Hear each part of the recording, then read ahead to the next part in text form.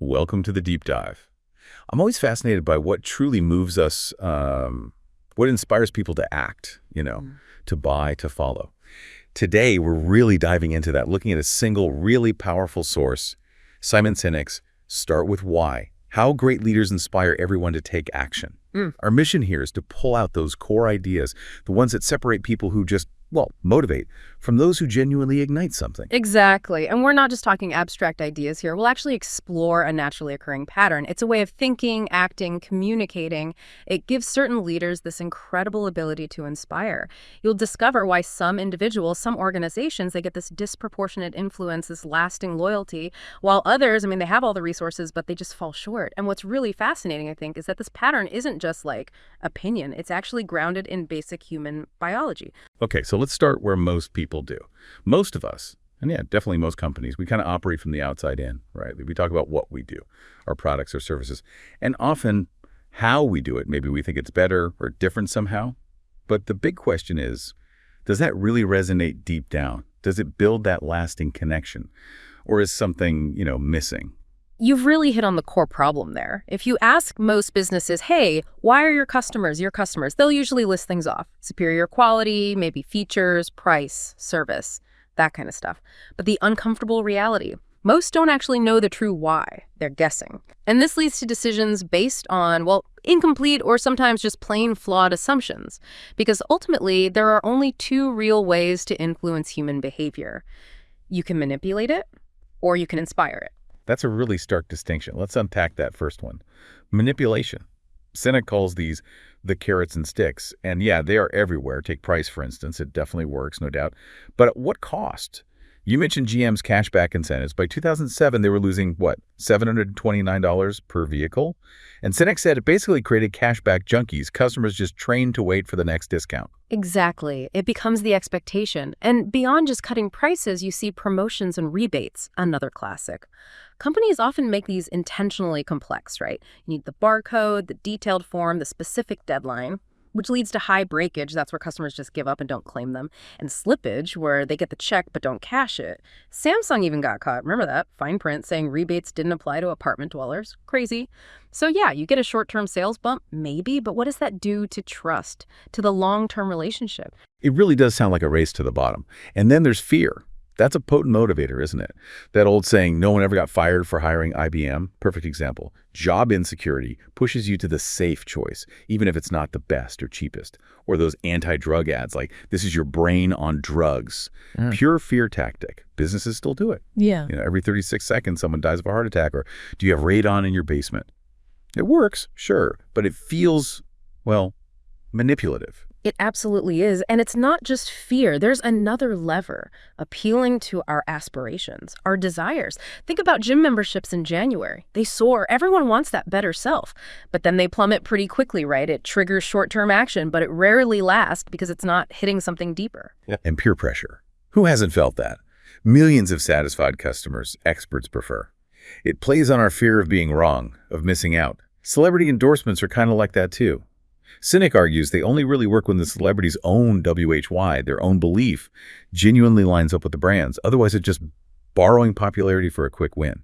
Like Tiger Woods endorsing that super tough tag heuer watch for golfers, a watch that withstands a 5,000-gram shock. Seriously, it just feels disconnected, doesn't it? It really highlights the absurdity sometimes. And the last one is novelty. Sometimes people call it innovation, but it's often just new features.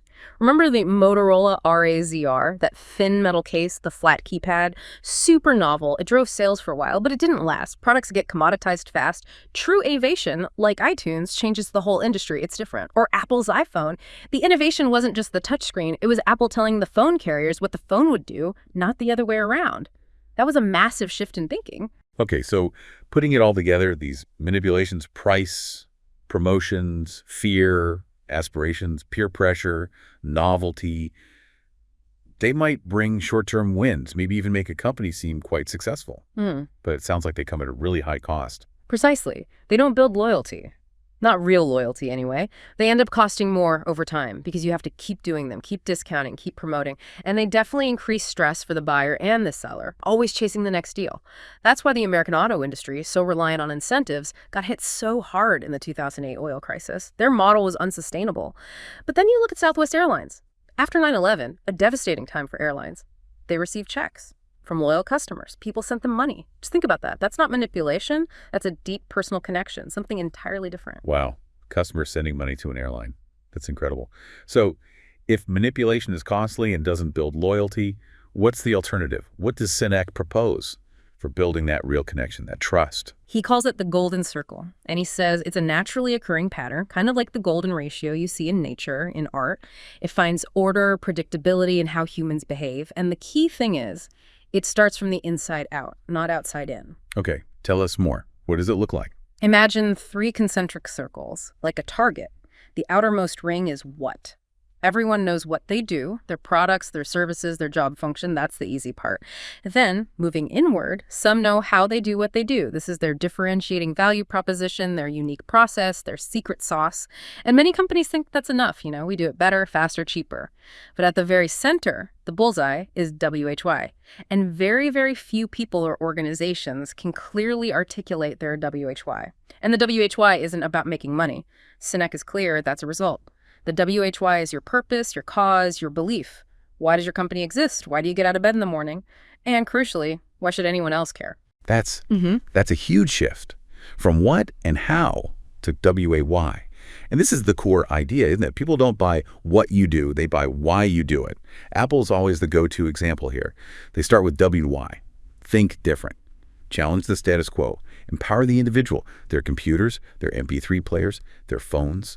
They're just tangible proof of that cause, that belief. And that's why we feel comfortable buying all those different things from them, right? It's the WY we're buying into, not just the product category. Absolutely. And the comparison with creative technology is fascinating. They actually invented a multi-gigabyte portable music player almost 2 years before the iPod. But how did they market it? A 5 GB MP3 player? Pure what? Apple marketed the iPod as 1,000 songs in your pocket. That's the benefit, the WY you need it, the freedom. Creative told you what it was. Apple told you why it mattered to you. Which one completely changed the game? It's obvious. It really is. And it makes you look differently at companies defined only by what they do. Like Gateway or Dell back in the day. When they tried to branch out Dell making PDAs or MP3 players, it just didn't work. People couldn't connect. Why buy an MP3 player from a computer company? The WHY wasn't there for that product. It felt off. And here's where it gets really interesting. This isn't just a clever marketing idea. The power of WHY, Sinek argues, is rooted in our actual biology. The golden circle maps directly onto the 3 major parts of the human brain. The outermost part, the neocortex that corresponds to the what level. It's responsible for rational, analytical thought, language, facts and figures, but the middle 2 sections, the limbic brain that corresponds to the HRW, and critically, the WHY levels. The limbic brain controls our feelings, trust, loyalty, decision-making, all the gut stuff. And here's the kicker. The limbic brain has no capacity for language. Wow. Okay, so it's not just a nice concept. It's literally how our brains are structured. That's mind-blowing. Yeah. It explains so much. Like why we sometimes struggle to put deep feelings into words. Think about trying to explain why you love someone. Yeah. You can list things, they're funny, smart. Yeah. But ultimately, you often end up saying, I don't know, it just feels right, that gut feeling. That's your limbic brain talking, or rather, feeling. Precisely. That's exactly it. And when companies fail to communicate their WHY when they only talk what and how W, they're forcing you to make decisions based purely on the rational stuff, the neocortex, like spending an hour comparing specs on TVs, LCD versus plasma, and still feeling unsure at the end because the feeling part, the limbic brain, isn't engaged. Manipulative strategies thrive here because they target that rational, feature-based comparison. Winning hearts before minds, engaging the limbic brain before the neocortex. That's the key. It's even reflected in our language, right? We usually say art and science, not science and art. The feeling often comes first. That makes so much sense. It also reminds me of that story about laundry detergent. Companies were obsessed with whiter whites based on, rational data, what people said they wanted. But then anthropologists went into homes and found what people really cared about was how the clothes smelled. That feeling of clean. It wasn't just the measurable whiteness. They'd missed the real driver, the emotional connection, the WHY behind wanting clean clothes. That's a perfect example of assuming the what is the driver when the WHY, the feeling of clean, is actually more powerful. And this is why loyalty, whether it's customers or employees, often seems, well, irrational from the outside. Loyal Apple users paying double for a Mac. That decision often transcends the facts and figures. It's a belief. It's supporting a cause they identify with. Some people even call it a cult, right? Products become more than just things. They're symbols, tangible symbols of what we believe in. Okay, so starting with WHY is powerful, biologically wired even. But just knowing your WHY isn't enough, is it? Sinek talks about needing 3 things in balance for this to truly work and inspire: clarity, discipline, and consistency. Can you break those down? Yeah, absolutely crucial. First, clarity of WHY. You have to actually know your purpose, your belief, and be able to articulate it clearly. If you can't state it, you can't live it. Second, discipline of HOW. This means your actions, your processes, your values, they have to align with your WHY. You need the discipline to stick to them, even when it's hard or costly in the short term. Remember the Samsung rebates? Maybe they had values written on a wall somewhere, but the complicated HOW of the rebate process totally undermined any trust. It showed a lack of discipline. And third, consistency of what? Everything you actually do, your products, your services, your marketing, who you hire, how you fire, all of it, has to consistently prove what you believe. This is where authenticity comes from. Dell trying to sell MP3 players felt inauthentic because the what MP3 player didn't seem consistent with their perceived WHY computer company. There was a disconnect. Southwest Airlines seems like a great example of getting all 3 right. King and Keller had that crystal clear WHY. Champion the Colin Man, make flying affordable and fun. And that translated directly into their HOWs: cheap fares, friendly service, point-to-point routes. And their what's, open seating, quirky marketing, the planes themselves, it was all aligned. Absolutely. And that deep, consistent alignment created that incredible loyalty we talked about. Customers sending checks after 9/11. Compare that to when United tried with TED and Delta tried with Song. They copied the what's and hand TOs of Southwest low fares, casual vibe, but they failed. Why? Because they didn't have Southwest WHY. It felt like a tactic, not a belief. Customers saw right through it. It reminds me of Sinek's celery test. It's such a simple but powerful filter. If your WHY is to be healthy and people offer you advice, maybe Oreos, M&Ms, celery, rice milk, the celery test says you only choose the celery and rice milk. The Oreos and M&Ms might be tempting, might even seem like good ideas in isolation, but they don't align with your core WHY. It's a brilliant filter for decision-making. Think about Volkswagen. Their WHY was clear. The people's car. Affordable. Reliable. Then they launched the Phaeton, a $70,000 luxury sedan. Great car, by all accounts. Advanced engineering. Critically acclaimed. But it failed commercially. Why? It failed the celery test. It completely violated VW's established WHY. People couldn't square it. Toyota and Honda got this right. When they wanted to go luxury, they didn't slap a higher price tag on a Toyota. They created Lexus and Acura, entirely new brands, with their own WHYs, consistent with luxury. It requires that discipline. That clarity is so important. Yeah. And it all builds towards trust, doesn't it? Trust seems absolutely foundational. It allows us to rely on each other. It's critical for, well, everything. Our lives, our companies, our societies. And great organizations, the ones built on WHY, they seem to understand that protecting their employees, creating that circle of safety, fosters belonging. And that encourages people to look out for each other, to innovate. Gordon Bethune at Continental Airlines is a prime example. He completely turned that company around. And his philosophy was simple. Happy employees ensure happy customers, and happy customers ensure happy shareholders, in that order. Notice the order. Employees first. He got rid of the locks on the executive floors, had open-door policies, tied bonuses to collective whims. Remember when they hit top 5 on-time performance? Every single one of the 40,000 employees got a $65 check. Not lumped into their paycheck, a separate check, with a note. Thank you for helping make Continental one of the best. That builds trust, way more than a memo. It's about finding people who already believe what you believe, isn't it? Not just hiring for skills. Like Ernest Shackleton's famous ad for his Antarctic expedition. It didn't list required skills. It said, men wanted for hazardous journey, small wages, bitter cold, long months of complete darkness, constant danger, safe return doubtful, honor and recognition in case of success. Who applied? Only people whose WHY aligned with adventure, challenge, honor, survivors. Exactly. And Southwest Airlines, again, back when they put flight attendants in hot pants and go-go boots, kind of wild now. They found that mostly cheerleaders and majorettes were applying. Why? Because those people inherently embodied Southwest's WHY of being upbeat, cheering people on, spreading optimism. They hired for attitude, for belief, for alignment with the cause first. Skills can often be taught. Belief, much harder.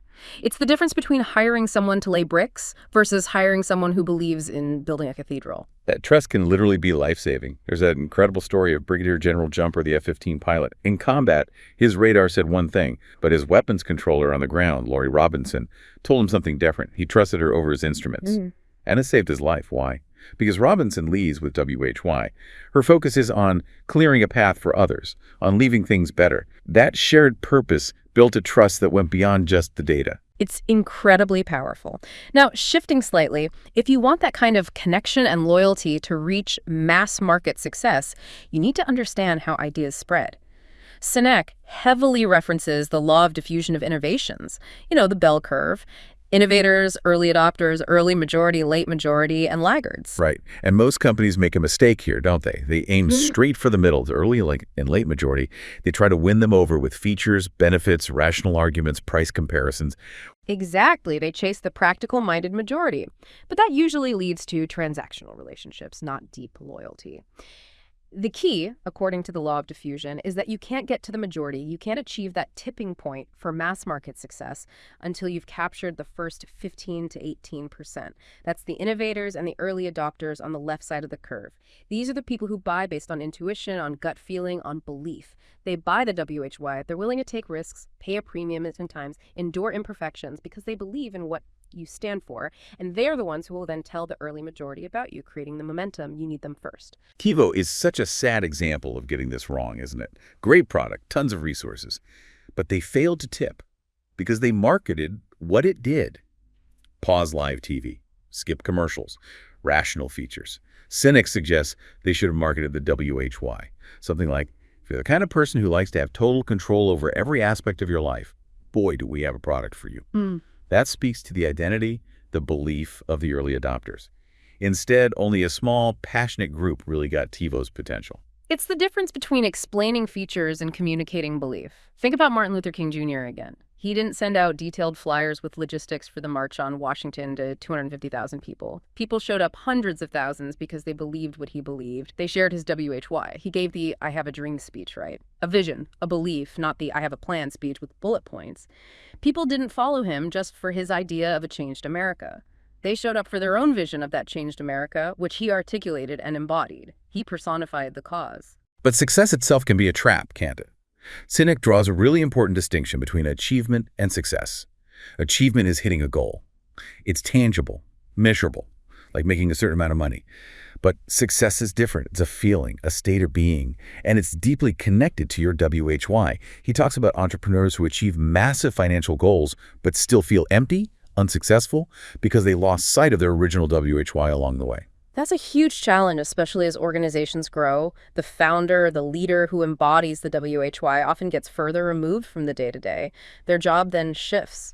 It becomes less about doing the work and more about constantly communicating, preaching, being the living symbol of the WHY for everyone else. And when that WHY starts to get fuzzy, maybe the leader leaves or gets distracted, that's when the split happens, right? Inspiration fades. And things like bonuses, targets, maybe even fear start driving behavior instead. But some companies manage to fight this, like Christina Harbridge's debt collection agency, Bridgeport Financial. That's an unlikely place for inspiration. But instead of just measuring dollars collected, she measured WHY. Her agents worked focusing on how much compassion and respect they showed debtors. And the result, they collected 300% more than the industry average. And get this, the debtors sometimes ended up doing more business with the original companies because they felt treated with dignity. Amazing. Or Dwayne Honor's construction company. What did he measure? Work-life balance. He actually required employees to clock out by 5:40 p.m. If they didn't, they could lose their bonus. He wanted to prove his WHY that people should work efficiently so they could spend more time with their families. And it worked. High productivity, incredibly low turnover. Because the system reinforced the stated belief. Maintaining that WHY through leadership changes, through succession, seems absolutely critical, and often where things go wrong. Look at Microsoft. For years, Bill Gates was the WHY, a PC on every desk and in every home, empowering people through software. But when he stepped down, And maybe the systems weren't fully in place to keep preaching that WHY. The company's direction felt less clear for a while, more driven by how W and what. And Steve Jobs at Apple is the classic case study in both directions. When he was forced out in '85, Apple lost its way. The WHY got fuzzy. Innovation stalled. They focused on what? Just making computers. His return in 1997 was like injecting the WHY straight back into the company's veins. Think different came back, and boom, iPod, iPhone, iPad. Renewed success driven by that clear, revitalized purpose. Howard Schultz at Starbucks, too. His original vision wasn't just coffee. It was the third place, the experience. That was the WHY. When he stepped away, the company started focusing too much on efficiency, on the what of coffee. It lost its soul. His return was necessary to bring back that focus on the experience, the original WHY. And the contrast with Walmart and Costco is really telling. Sam Walton's original WHY was deeply human, to serve people. He believed if he looked after people, customers and employees, they'd look after him. But after his death, Walmart seemed to confuse that WY with the how W of low prices. Service declined, employee relations suffered, scandals hit. They lost sight of the human element. Meanwhile, Costco, under Jim Sinek, operated with the WHY much closer to Walton's original vision, paying employees significantly more than Walmart's Sam's Club, offering great benefits. Wall Street hated it. They said Costco was spending too much on employees. But Sinegal's response was pure WHY. Paying good wages and keeping people working with you is very good business. And Costco thrived by building incredible loyalty from customers and employees. It leads to this really powerful idea Sinek ends with. The nature of competition changes when you start with WHY. It's not about beating everyone else. Yeah, think of that runner, Ben Coman, the kid with cerebral palsy. He's the slowest on the team. He falls down during races. But what happens? After the other runners finish, they don't just leave. They go back. They run alongside him, cheering him on until he crosses the finish line. Why do they do that? Because Ben isn't competing against them. He's competing against himself. He's just trying to be better than his last race. He's running his own race, driven by his own internal WHY. And that's the profound insight, isn't it? When you compete against everyone else, nobody wants to help you. You're a threat. But when you compete against yourself, striving to be better today than you were yesterday, guided by your WHY, everyone wants to help you. They're inspired by your journey. Imagine that. Imagine if every organization, every leader, every person just showed up each day with the simple goal of being better than themselves, to improve, to advance the cause, to leave the organization, the world, in a slightly better state than they found it, focused on their own WHY. The goal, then, isn't to convert everyone. It's to find the people, the customers, the employees, the partners who already believe what you believe. Because when you operate from a clear WHY, decisions get simpler, loyalty gets deeper, and trust. Trust just becomes the natural way things work.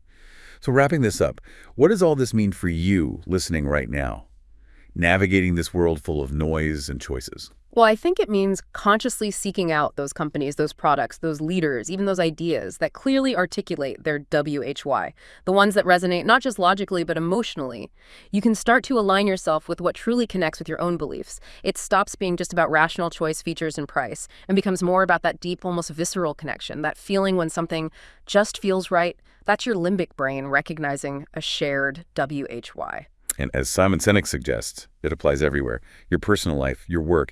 If you take the responsibility to figure out your own WHY to start with it, and then find ways to inspire others to do the same, you really can start to change your world, and maybe, just maybe, the wider world too. Knowing your WHY acts like that celery test we talked about. It becomes this powerful filter. It simplifies your choices, makes you more authentic, and helps you build real, lasting trust.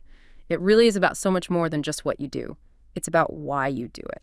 And honestly, finding that clarity, that, for us, is truly inspiring. So the question really is, what will you start with?